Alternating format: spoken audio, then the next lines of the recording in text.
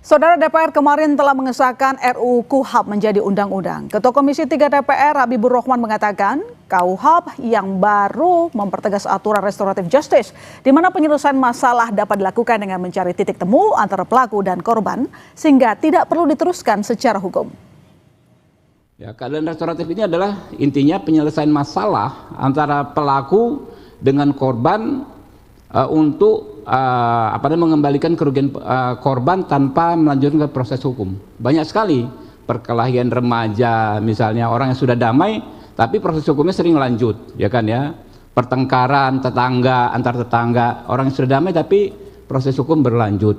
Ujaran, ya yang sekarang disebut ujaran kebencian, orang merasa dicemarkan nama baiknya, tidak dimusyawarahkan, tapi prosesnya bisa berlanjut. Dengan KUHP yang baru itu ada yang namanya mekanisme restoratif justice, bisa dipertemukan pelaku dengan korban, dicari titik temunya sehingga nggak perlu lanjut ke proses hukum. Ini nilai-nilai luhur yang sejak zaman dulu sebetulnya juga sudah ada, tapi baru kita atur secara tegas dalam KUHP ini, ya. Di kesempatan lain, Ketua Komisi 3 DPR RI Habibur Rahman menyinggung kasus Roy Suryo CS. Menurut Habibur Rahman, dengan KUHP baru, kasus Roy CS bisa diselesaikan menggunakan mekanisme restoratif justice. Habibur Rahman mengungkap KUHP baru memberi ruang penyelesaian perkara lewat restoratif justice. Pelaku, korban, dan pihak terkait bisa saling berdialog untuk mencapai solusi yang adil.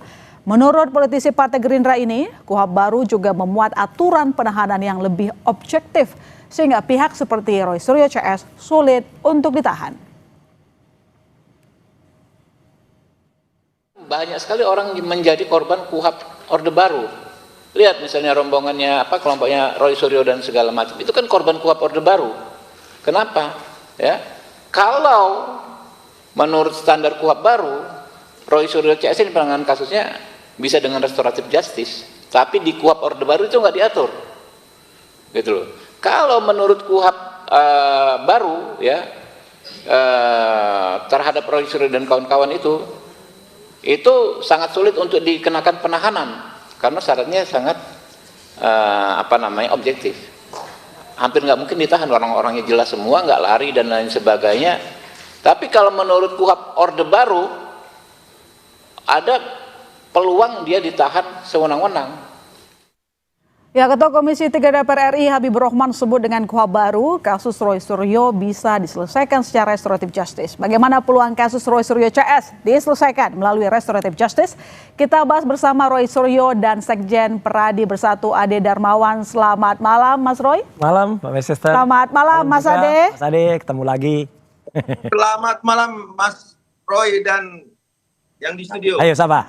Oke, baik. Saya ke Mas Roy kalau begitu. Okay. KUHP baru buka peluang kasus ini di restoratif justice. Anda setuju atau enggak? Ya, karena gini, sebenarnya kan restoratif justice itu kalau dulu-dulu itu hanya diupayakan lewat SKB. Surat keputusan bersama misalnya Polri, Menteri Hukum, dan kemudian atas. Kalau sekarang sudah ada dalam aturan dalam kitab hukum acara pidana. Jadi artinya syarat-syaratnya malah sudah jelas, tegas ya.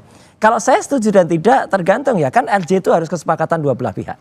Ya kan. Tadi juga ketika kami ya, meskipun tadi pemberitaannya itu diterima di tim reformasi percepatan kepolisian, karena kami daripada hanya duduk bengong di dalam nggak boleh ngomong, ya kami memutuskan untuk kami lebih baik WO, walk out. Tapi walk out itu bagus, ternyata dalam kesempatan berikutnya kami ketemu dengan Prof. Jimli dan kemudian disampaikan kalau dibuka peluang misalnya untuk mediasi. Kalau menurut saya ya terserah saja, yang penting untuk bangsa ini bagus apa, toh kami sudah selesai sebenarnya. Kami itu sudah finish dengan terbitnya buku, Mama Sister, itu kan udahlah publik udah tahu lah gitu loh. Nah kok tiba-tiba ada yang mau mempidanakan kan gitu. Tapi saya kira terima kasih juga untuk Pak Habibur Rahman dan teman-teman di Komisi 3 ya yang telah kemudian, soal nama saya disebut gak enak juga gitu loh. Kemarin bahwa tidak mungkin Bambang ditahan. Kalau kemarin kan dengan objektif ya gitu, dan kemudian subjektif penyidik di atas 5 tahun. Wah, ini teman-temannya Mas Ade nih, tahan rompi orange gitu kan. Kalau sekarang kan ketawa. Saya sahabatan sama beliau. Jadi artinya gini Mas Ade, kalau sekarang kan perlu dilihat, emang saya potongan melarikan diri gitu. Emang aku potongan tiba-tiba hilang ya. Kan kan enggak gitu loh. Kita kooperatif, dipanggil juga datang gitu. Jadi kalau dari pihak Mas Roy tergantung kesepakatan, tapi dari Mas Roy oke lah dengan restoratif justice gitu Gini, lah ya. yang penting kalau tugas kami bertiga, trio RRT ini kan sudah selesai. Udah terbit buku, bentar lagi terbit buku yang kedua. Udah selesai kan. Oh kayak gitu. Kalau Mas Ade gimana kira-kira ada restoratif justice? Terkait restoratif justice, kalau untuk KUHP yang baru, ya itu kan berlakunya di 2026. Ya 2 Januari. Kalau terkait masalah apakah bisa digunakan restoratif, ini saya bicara itu dulu ya. Bisa nggak digunakan KUHP baru ini kepada Mas Roy dan kawan-kawan? Tentu tidak bisa, karena kan tidak berlaku surut. Aturan di undang-undang itu begitu, undang-undang dasarnya yang ngomong. Terus yang kedua, ya kan, restoratif justice itu tidak selalu harus menggunakan KUHP. Sebenarnya dia tuh di Peraturan Kepolisian Negara Republik Indonesia nomor 8 tahun 2021. Penanganan tindak pidana berdasarkan keadilan restoratif itu bisa. Bisa dilakukan. Namun kan di sini harus betul kata Mas Roy, sepakat bahwa ada kedua belah pihak di sini. Apakah pihak pelapor ya Bapak Insinyur Joko Widodo, kemudian Pradi Bersatu, terus ada beberapa relawan, apakah juga sepakat dengan hal itu? Tentunya kita kembalikan dengan rekonsiliasi, karena tujuan utama sebenarnya itu restoratif itu kan rekonsiliasi kan sebenarnya kan. Artinya ada kedua belah pihak yang menyetujui, kemudian ketika disetujui ya sah-sah saja. Kalau saya mengikuti apapun yang mungkin yang bila tidak keberatan Pak Insinyur Joko Widodo untuk melakukan itu, ya kita kembalikan ke Pak Insinyur Joko Widodo sebagai Presiden ke-7, ya kan. Kalau misalkan dan Mas Roy juga jangan juga ketika misalkan oke, mau restoratif tapi masih terus aja. Nah itu yang kan repot aku Mas Roy. Ngomongnya gimana gitu loh. Kan itu Mas Roy. Tetapi apapun itu semua kebaikan, karena perdamaian itu adalah hukum tertinggi di Republik Indonesia. Itu undang-undang dasar yang mengatur itu. Jadi artinya memang elok ketika kemudian semua pihak mau melakukan hal-hal seperti itu. Tetapi itu dikembalikan lagi kepada korban, karena selama ini kan korbannya adalah Pak Insinyur Joko Widodo atau Presiden ke-7 kan. Kita juga mengetahui suasana kebatinan beliau, ya kan, dan keluarga seperti apa, dihujat dan lain sebagainya, ya kan. Nah ini kita kembalikan. Tapi kalau berbicara restoratif justice, kalau kami tidak pernah menutup hal tersebut. Tetapi kalau Mas Roy, saya nggak tahu nih Mas Roy mau serius apa enggak, jangan sampai kena prank lagi nih kita nih, gitu. Jadi ada restoratif justice, titik temunya adalah Mas Roy jangan lagi bas-basi ijazah gitu maksudnya?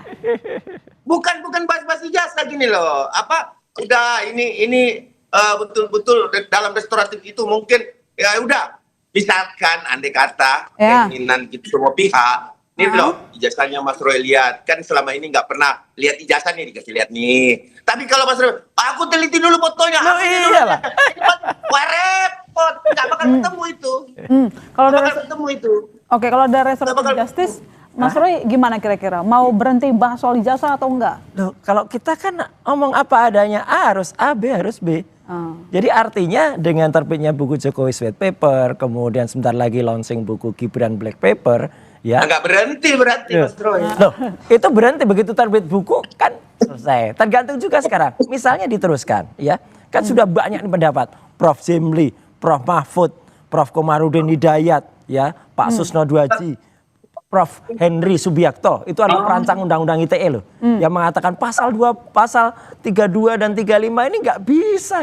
Anu kan banyak sekali. Terus kemudian ada Prof. Toto Saksono, ada juga misalnya Pak yang dari KIP barusan, ya, Pak Rodenmus siapa itu ya, yang kemudian itu dan kemudian makin terbuka kemarin dari sidang KIP bahwa ternyata ada beberapa pihak kayak UGM dan juga KPUD Solo, itu kami sudah lihat aja, itulah lihat. Fakta-faktanya kan sekarang tergelar. Tapi artinya saya secara pribadi dan secara tim ya, tim RRT dan juga tim kuasa hukum kami itu mengapresiasi upaya ini. Ya, upaya Komisi 3, dengan Ketua Pak Habibur Rahman, upaya tim reformasi percepatan Polri, tadi Pak Prof. Jimli, ada Prof. Mahfud tadi juga, yang kemudian mengupayakan mencari titik temu yang terbaik. Artinya titik temu yang terbaik itu gini, kalau kemudian udah ada titik temu yang terbaik, entah itu nanti RJ, entah itu nanti ada mediasi, entah itu nanti ada deponering, entah itu ada yang lain ya, ada breaking untuk kasus ini, ya kita lihat. Tapi ternyata ada ya biasalah teman-temannya Mas Ade ini misalnya masih terus juga menyuarakan lampu kuning, lampu orange, tangkap. Mas Roy. Ya itu kita ketawa aja nanti. Jadi artinya dari Mas Roy sendiri berharap ada mediasi dan restoratif justice? Saya menyepakati apapun nanti yang terjadi. Oke, nanti ya, kita saya ikut aja. Oh, nanti ikut Enak aja. Kami akan segera kembali saudara, tetap bersama kami. Nah, muncul ide-ide antara lain misalnya Pak Asgaf tadi mengusulkan bagaimana bisa nggak mediasi? Oh pas itu coba tanya dulu mau nggak mereka dimediasi, ya kan? Baik pihak Jokowi dan keluarga maupun pihak Roy Suryo dan kawan-kawan mau nggak dimediasi? Nah, jadi status tersangkanya tetap, ya kan? Tapi dimediasi dulu. Kalau misalnya ditemukan titik temu, ya kan, ya bisa tidak dilanjutkan pidananya. Tapi kalau seandainya tidak berhasil, ya lanjutkan nggak apa-apa. Tidak ada forum lagi yang bisa membuktikan keaslian atau tidak aslinya. Ton tidak bisa, perdata sudah di Solo, ya tinggal pidana. Nah, kalau mau, ya penal, mediasi penal namanya sesuai dengan filsafat KUHP dan KUHAP yang kemarin disahkan, yaitu restoratif justice. Ya, jadi Mas Roy sebenarnya mau dimediasi nggak dalam kasus ini? Kami lagi-lagi Mbak Maisester dan semua pemirsa Kompas, bahwa yang kami lakukan tuh alhamdulillah kalau untuk Jokowi udah selesai. Ya, jadi udahlah kesimpulannya itu. Loh kok tiba-tiba dituntut kan? Jadi artinya ketika dituntut ya pilihan kita cuman ya supaya bisa dihentikan penuntutannya. Dihentikan penuntutannya, artinya memang sebenarnya mau dimediasi dong. Ya, tapi kan lihat syaratnya dulu apa syarat. Syaratnya apa kira-kira kalau dari Mas Roy? Ya udah selesai. Nggak ada apa-apa dong. Jangan diungkit-ungkit gitu. Iyalah gitu. Tapi bukunya tetap terbit gitu. Loh ya kalau buku masa buku mau ditarik? Nggak mungkin lah. Dan buku itu ketika misalnya kemarin sudah ada undangan misalnya buku itu mau dibahas di mana ya biarkan aja. Itu kan diskusi ilmiah soal buku. Buku yang mau terbit black paper ya silakan aja, itu buku kan beda. Ini kan soal Jokowi lain dengan soal anaknya kan. Nah, nanti apapun nggak boleh nyentuh ya repot kan. Kita kan bernegara boleh aja kita kritik soal WUS juga harusnya tetap nggak boleh. Kemudian kita kritik soal SMK misalnya ya boleh. Tapi ketika Mas Roy bilang ya kami sudah selesai dengan terbitnya buku, tapi nanti akan tetap cari-cari bukti yang lain nggak, bisa ke desa-desa gitu? Tidak usah kami mencari, bukti itu akhirnya keluar sendiri. Lihat KIP kemarin, akhirnya KPUD Solo terbongkar kalau dia memusnahkan belum ada setahun. Akhirnya terbongkar dari UGM kalau ternyata itu bukti-buktinya dihilangkan, dihitamkan semua. Akhirnya terbongkar. Juru bicara dari Polda Metro kemarin menyatakan ternyata itu yudisiumnya bukan sarjana, sarjana muda. Nah, udah saya senyum aja kan nggak saya gas lagi udah fakta itu terjadi di masyarakat. Oke. Baik, Mas Ade, Mas Roy-nya udah tertib katanya. Jadi sebenarnya apakah nanti kira-kira berujung pada mediasi nih? Jadi gini, Mbak ya, jadi bahwa kemudian akan dilaksanakan restoratif justice saat ini, saya rasa ini belum bisa terlaksana juga karena kan belum selesai pemeriksaan yang 5 kan. Yang 5 ini kan belum dilakukan pemeriksaan. Satu aja belum di BAP. Saya meyakini bahwa kemudian diajukan oleh misalkan nih syarat-syarat restoratif itu kan menurut Perkap Polri tadi yang saya sebut bahwa itu tentunya ada pengajuan dulu nih. Pengajuan dilakukan, terus kemudian apakah disepakati oleh pihak korban ya. Terus kemudian setelah sepakat nih, diadakan tentunya mediasi. Nah, mediasi di dalam mediasi ini akan timbul kesepakatan. Kemudian Mas Roy tadi menyampaikan bahwa buku Jokowi White Paper tadi itu tetap terbit. Nah, kalau Jokowi White Paper itu adalah bagian dari fitnah tertulis, ya ditemukan misalkan diperiksa nih bahwa ini juga ada fitnah tertulis misalkan ketika kemudian Mas Roy nggak selesai sudah melihat jasa terus sudah meneliti, oh ternyata ini salah nih, apakah masih perlu diedarkan Jokowi white paper? Kan itu jadi pertanyaan question mark-nya tuh. Kalau bila mana ini terjadi, ini kita berandai-andai ke depan. Artinya kalau itu terjadi terus Jokowi white paper, masa fitnah tertulisnya masih menyebar? Kan itu berarti persoalannya tidak selesai. Hadapi juga dengan buku dong. Gitu. Iya, enggak Mas Roy. Maksud saya, ketika itu ada pemenuhan unsur tindak pidana, penyebaran berita secara tertulis, kan ada dua, melalui media elektronik, melalui tulisan, ya kan, melalui lisan. Artinya, pasal baru berarti. Juga Jokowi white paper itu adalah fitnah tertulis. Ya, karena pasal baru lagi nih, ini berarti nggak mau mediasi ketawa. Saya meyakini gini, Mas Roy. Ini saya berbicara dalam konteks hukumnya saja, Mas Roy. Ya. Artinya, ketika terpenuhi itu, Mas Roy, kita nggak bisa nafikan loh bahwa ada fitnah tertulis melalui tulisan. Ya makanya kan terbitkan buku juga ahli-ahlinya. Nah, saya jelaskan dulu, saya selesaikan dulu, Mas Roy. Buku lawan buku, itu keren. Saya selesaikan dulu. Bahwa kemudian ada fitnah tertulis, apakah itu toh tetap dilanjutkan? Nah, itu merupakan satu kesepakatan antara si pihak yang akan melakukan restoratif justice di situ nantinya. Nah, ketika kemudian, oke, aku lihat nih ijazah Pak Jokowi ini yang disita mana nih? Setelah dilihat, misalkan nih Mas Roy, ini keyakinannya bagaimana? Yang tadinya mengatakan bahwa stempelnya ada di belakang, ya kan? Ada di belakang putri. Nah, tapi apapun itu, monggo kerso, kita mengikuti apapun yang menjadi satu keputusan hukum. Baik itu melalui apapun, sepanjang instrumen hukumnya disediakan oleh peraturan dan perundang-undangan termasuk Kapolri, KUHAP, kita monggo kerso, yang penting aman, damai negara ini kan, bangsa ini kan. Ya, jadi kalaupun tadi dibilang sama Mas Roy, kami udah finish kok, tapi ternyata bukunya masih beredar. Menurut Anda tidak ada etikat baik dari Mas Roy? Dicetak kan? Iya, udah dicetak. Maksudnya peredarannya tuh tadi. Ya nggak ada, itu kita kembali ke zaman batu, bukan ke zaman Orde Baru, tapi Orde Batu itu. Ada buku di sweeping. Ya nggak bisa dong Mas Roy, nggak fair. Ya enggak lah, sama lah. Karena buku cetak itu jauh lebih baik, jauh lebih mudah isolir daripada elektronik. Kalau elektronik tuh ada podcast dari para termul yang masih terus menghina, wahu, ada yang ya gitu. Mas Ade tahu tuh siapa yang ya gitu. Itu kayak gitu, ada juga yang.